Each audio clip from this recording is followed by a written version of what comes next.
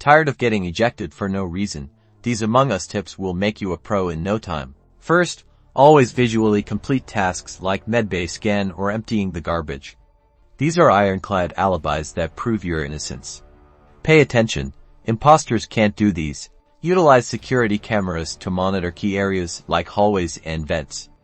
If you see someone acting suspicious, report it immediately. Remember, information is power. Speaking of vents, learn their locations like the back of your hand.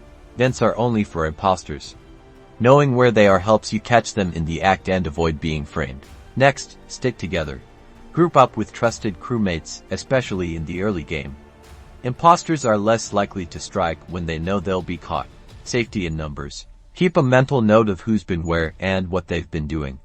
Jot down observations after each meeting. The more information you have, the easier it is to deduce the imposter. Follow these tips, and you'll be outsmarting imposters and winning games in no time. Good luck, and happy venting.